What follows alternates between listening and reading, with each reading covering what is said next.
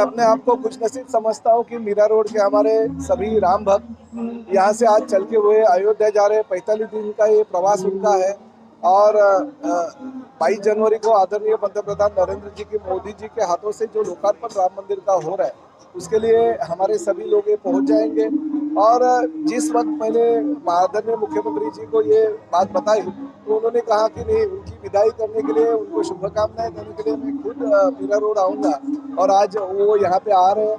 और खुशी की बात है कि 1987 में लाल कृष्ण आडवाणी जी ने जो शिवसेना प्रमुख आदरणीय बाला साहब ठाकरे जी को बताया था कि राम मंदिर के निर्माण के लिए शिवसेना का योगदान जरूरी है, तो हमारे जिला प्रमुख तत्कालीन जो आनंद दिघे साहब थे उन्होंने जय श्री राम लिखी हुई एक जो चांदी की ईंट है वो अयोध्या भेजी थी। उस वक्त हमारे एकनाथ शिंदे साहब वहाँ पे उनके अनुयायी के रूप में खड़े थे, वही यादें उनको अभी ताज़ा हो गई है। मैं बहुत ही खुशनसीब हूँ कि मेरे कॉन्स्टिट्यूंसी से ये सभी लोग अभी 45 दिन का यात्रा करके वहाँ पे पहुँच जाएंगे और राम जी का, रामलला का दर्शन लेंगे।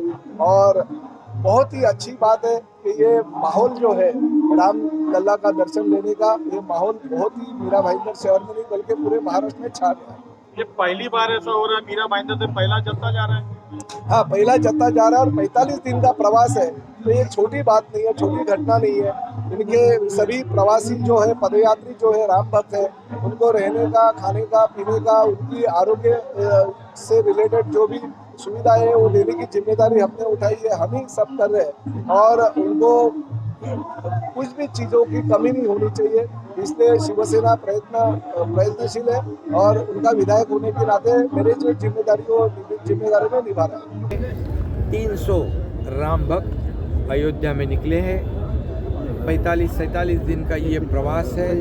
ये यात्रा दिखने में बहुत ये इतनी आसान नहीं है, लेकिन लोग तो फ्लाइट से जाते हैं, रेलवे से जाते हैं, गाड़ी से जाते हैं। चल कर जाना ये भी अपने आप में बहुत एक मिसाल है।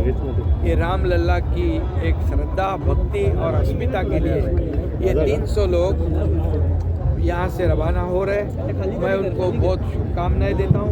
उनकी यात्रा सफल रहे, वो सुरक्षित वहाँ पहुँचे, इसके लिए पूरा इंतज़ाम यहाँ पर उनके साथ किया है।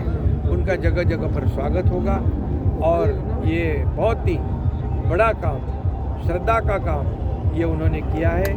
ये करोड़ों राम भक्तों का जो सपना हमारे, मैंने कहा अभी, बाला साहब का भी सपना था और ये आदरणीय प्रधानमंत्री जी ने पूरा किया है, मोदी जी ने। उनको भी धन्यवाद फिर एक बार देता हूँ। और योगी आदित्यनाथ जी, मुख्यमंत्री उत्तर प्रदेश, इनको भी धन्यवाद देता हूँ, क्योंकि अयोध्या का पूरा काया पालट हुआ है। पूरा वहाँ पर इंटरनेशनल लेवल का यहाँ पर वहाँ बड़ा राम मंदिर होगा और वहाँ लाखों करोड़ों राम भक्त जाएंगे, सिर्फ देश से नहीं पूरी दुनिया से वहाँ पर राम भक्त दर्शन के लिए आएंगे। ये बहुत अपने आप में बहुत बड़ी बात है। और फिर एक बार 300 लोगों को मैं अभिनंदन भी करता हूँ। हम सब लोग अयोध्या जब जाते हैं तब वहाँ कर एक अलग अनुभूति पाते हैं, वहाँ अलग वाइब्रेशन है।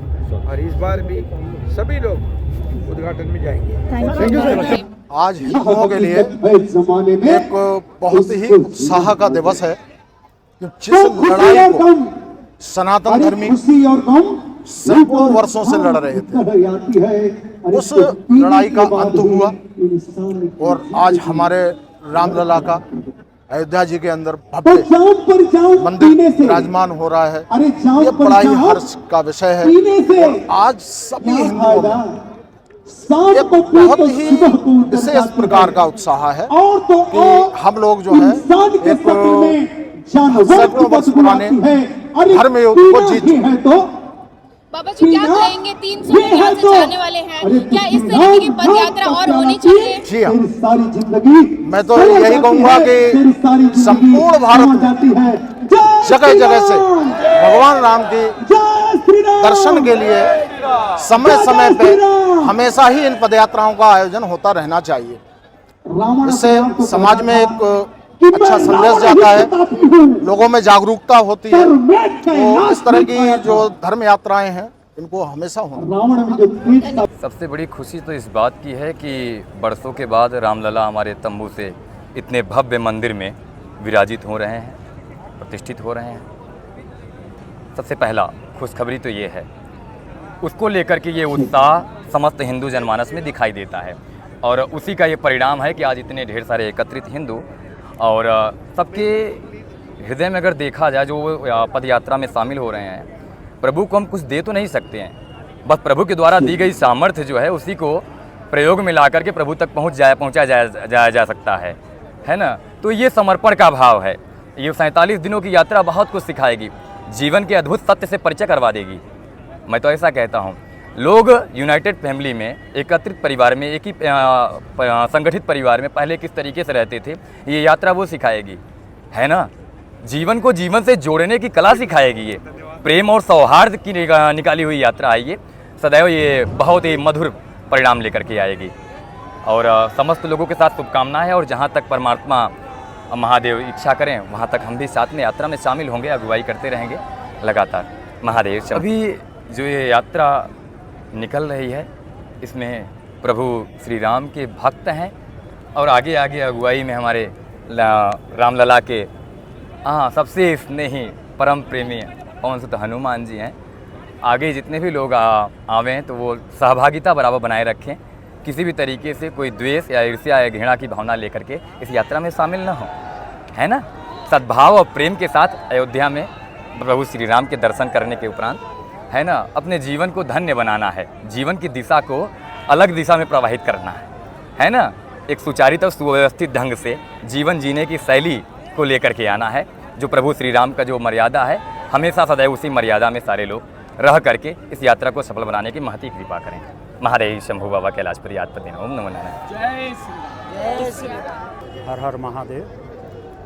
जैसे राम जी की सेना चली थी ना रावण के ऊपर वध करने के लिए, रावण की लंका के ऊपर जब चढ़ाई शुरू की थी, तब जो राम जी के सेना वो देवताओं के अंश थे, देवताओं के, नल, नील, अंगद, जामवन जितने भी थे सब देवताओं के अंश थे।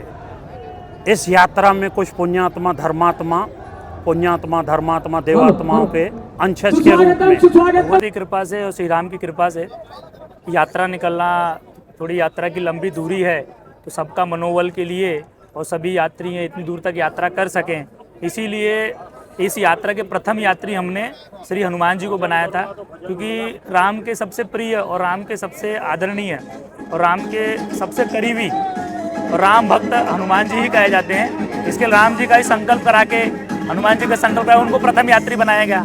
यात्री बनाने के लिए उनके साथ में हमने 108 यज्ञ का अनुष्ठान करने का संकल्प लिया कि 108 यज्ञ करेंगे। उसमें 24 यज्ञ हो चुके हैं, बाकी के यात्रा के साथ होंगे और सभी जितने यात्री हैं हनुमान जी उनकी यात्रा सफल कराएं, इसीलिए हनुमान जी को प्रथम यात्री बनाया गया। ये यात्रा सफल हो सके और सबको तेज प्रतापपूर्ण मिल सके, इसीलिए यज्ञ के माध्यम से हनुमान जी को बुलाया गया है। लोगों का जुनून जो है आप देख